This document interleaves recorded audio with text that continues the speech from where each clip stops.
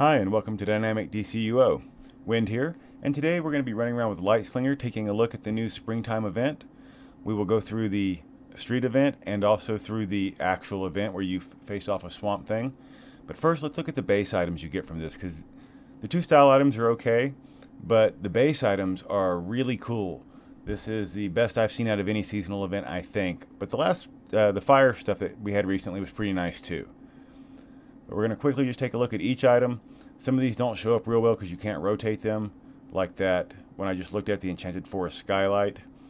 But as you can see from all of these, we have flowing water, we have shining light through, like that ceiling one. We just have a lot of really cool things here. You're going to see a magic door in a minute that's really nice.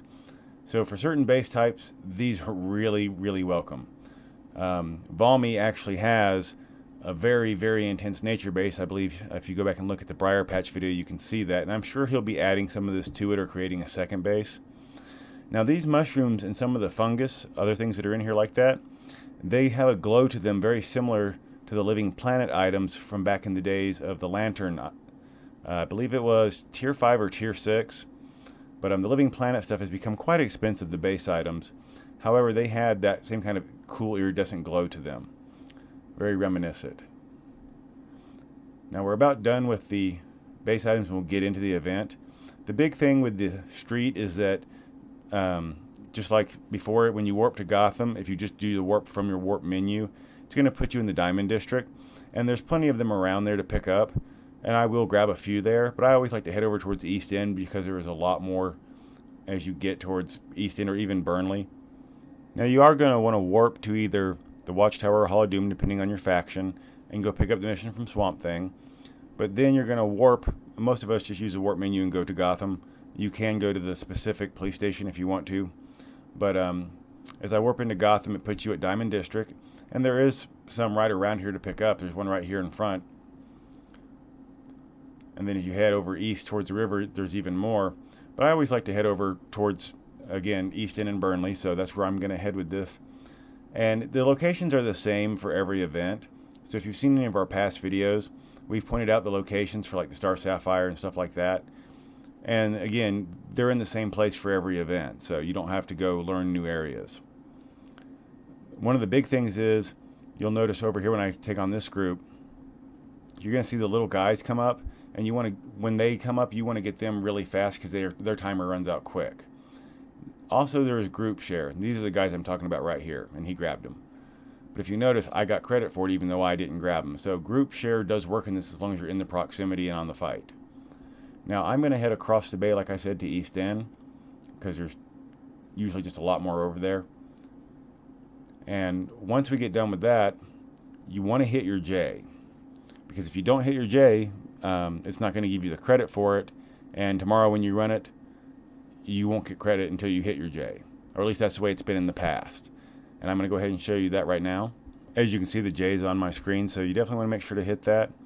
And you get 9 seed pods for it. You can go in and check check your currency. And it is seed pods. You may have some from last year if you've run this in the past. But after you're done with the street and you've hit your J, then you go to the pull back your Y menu. Under General, you have the Sewer Rendezvous. Go ahead and click on it and jump into it. It's a 4-player event. The big thing when you start this off is it pans around here. You're going to see, I think, 6 items lying on the ground right here to my right.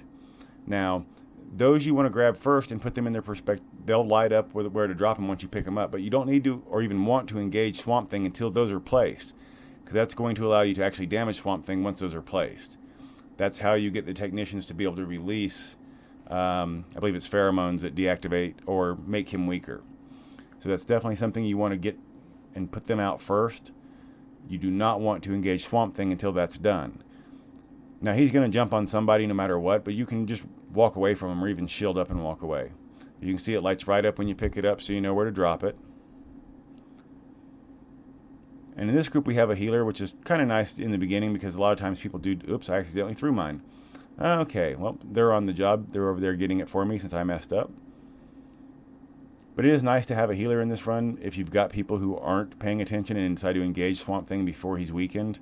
And you'll have to continually weaken him, but as you can see, it's showing 1s when I hit him right now, so you know he's weak. or that he's at full strength, I mean. Now, once you've activated the technician so they activate the pheromones, then he starts taking damage. And you see it pops up on the screen right there. Antigen, not pheromones, excuse me. But this is something that you want to pay attention to, because as soon as he starts receiving or showing ones again, someone has to go hit another technician up. And usually you've got people staying on them pretty good, so that you'll see sometimes technicians get released back to back.